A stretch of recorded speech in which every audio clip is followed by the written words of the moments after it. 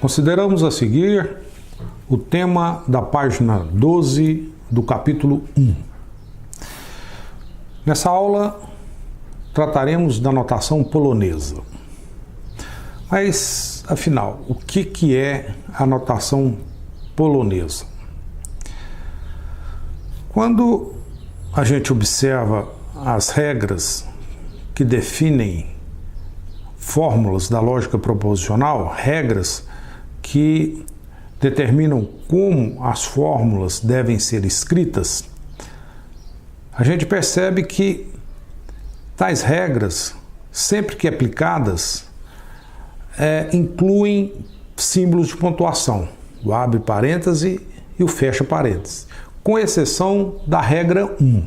Apresentamos aqui novamente as regras que estabelecem a formação das fórmulas da lógica proposicional. São 6 regras. Da regra 2 à regra 6, sempre que tal regra é aplicada, adicionamos símbolos de pontuação. Na regra 2, dada uma fórmula H, a nova fórmula é obtida colocando a negação mais um abre parênteses e um fecha parênteses. Nas outras regras acontece algo similar. Quando incluímos a disjunção, a conjunção, a implicação, a bimplicação, a partir de 2 fórmulas iniciais, sempre adicionamos um abre parênteses e um fecha parênteses. Isso significa que, se da regra 2 à regra 6, se essas regras forem aplicadas repetidamente, sempre teremos a adição de símbolos de pontuação. Portanto, como resultado da aplicação das regras para a formação de fórmulas da lógica proposicional, podemos ter fórmulas grandes com muitos símbolos de pontuação. Veja um exemplo. Aqui temos uma fórmula com 19 símbolos proposicionais e conectivos. Isso porque o comprimento dela é 19. E no cálculo do comprimento, nós não levamos em conta as pontuações, ou seja, abre e fecha parêntese. Nesse caso, o número de símbolos de pontuação é 20. Então, a conclusão que a gente tem é a seguinte: olha, gastamos muita memória, digamos, num computador, por exemplo, para armazenar pontuações. No caso dessa fórmula, há mais pontuação do que símbolos, digamos, símbolos efetivos que definem informação efetiva. A ideia, a pergunta seria: puxa, será que há uma maneira de eliminar tais símbolos de pontuação e essa fórmula poder ser lida, identificada igualmente? Temos, então, uma conclusão importante. A aplicação das regras repetidamente inclui muitos símbolos de pontuação. E aí surge uma questão. Puxa, será que não dá para mudar a definição de tal forma a eliminar esses símbolos de pontuação? Isso é importante, por exemplo, em programação de computadores. Fórmulas sem símbolos de pontuação gastam menos memória para serem armazenadas. E aqui surge uma outra questão importante: mudar a definição. Para quem não está habituado a estudar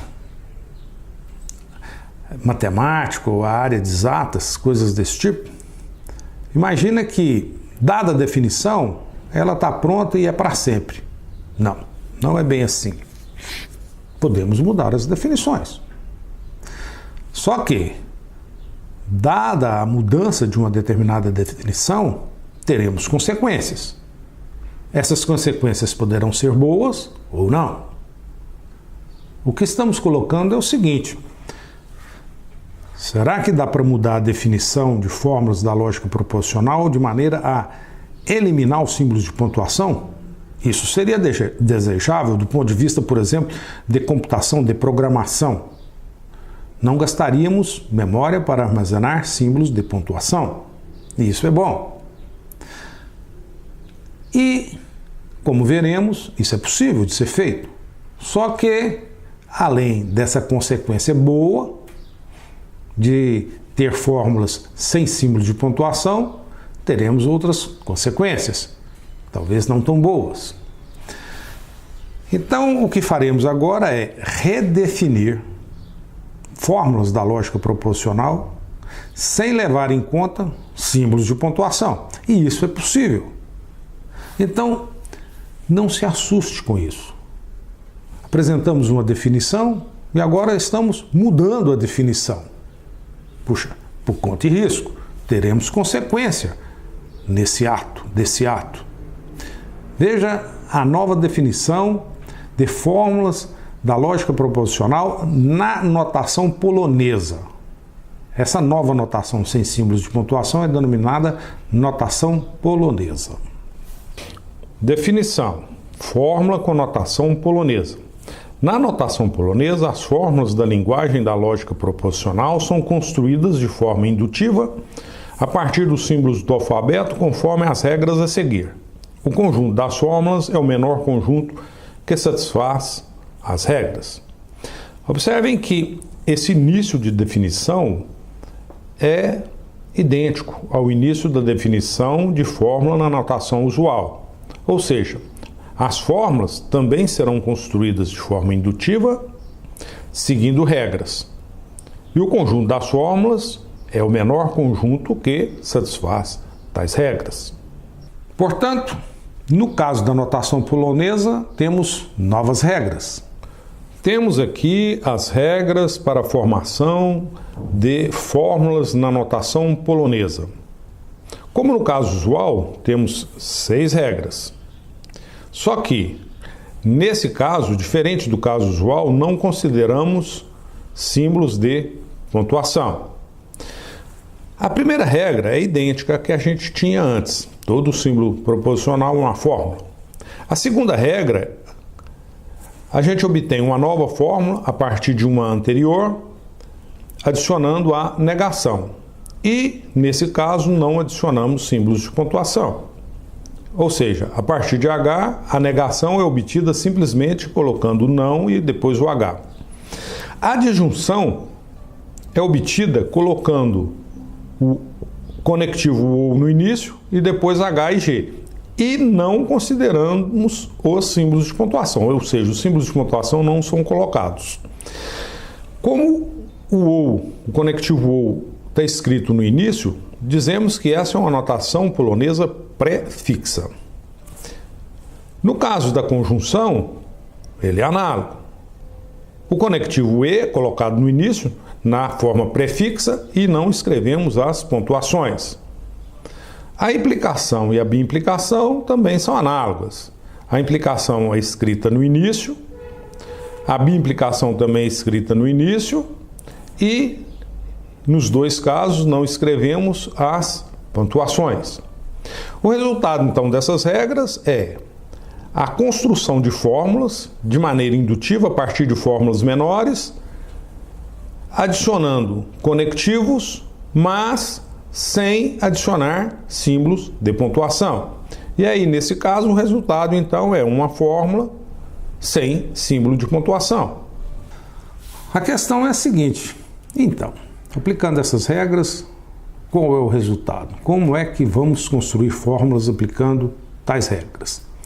A melhor maneira de entender isso, evidentemente, é considerar um exemplo. Aqui nessa folha, construímos duas fórmulas a partir de P, Q, R e S. Uma na maneira usual e outra usando a definição da notação polonesa. E as duas fórmulas resultantes utilizam as mesmas regras. Ou seja, são as mesmas fórmulas, só que uma está escrita na notação polonesa, sem símbolos de pontuação, e outra na notação usual. Vamos entender aqui primeiro a notação usual. A partir de P e Q, obtém-se P implica Q. De RS, R ou S. Observe que colocamos os parênteses. A partir dessas duas fórmulas, Ou melhor, a partir dessa aqui, nós a negamos e obtemos R ou S, não R ou S. A partir dessas duas, temos aqui uma biimplicação. Esse é o lado esquerdo, esse é o lado direito. Então o resultado é P implica Q, esse lado esquerdo, se somente se, não R ou S, do lado direito. Vamos então usar a definição da notação polonesa para ver como é que fazemos a mesma coisa, só que no âmbito da notação polonesa, que é esse caso.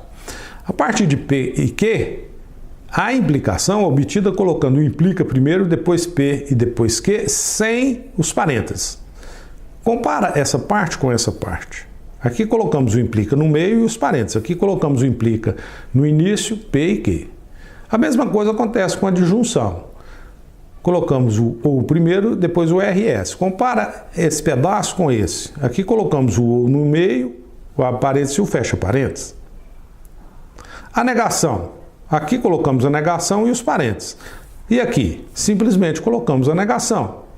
Não colocamos os parênteses. E para fazer a biimplicação dessas duas partes? Escrevemos primeiro a biimplicação, aqui o lado esquerdo da biimplicação e aqui o lado direito da biimplicação. Compara essa fórmula com essa. Aqui a biimplicação está no meio e tem os parênteses. Aqui o lado esquerdo, aqui o lado direito.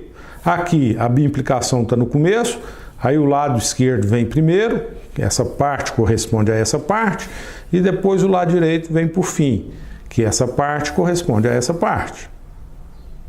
Então, o resultado é uma fórmula que não tem símbolos de pontuação.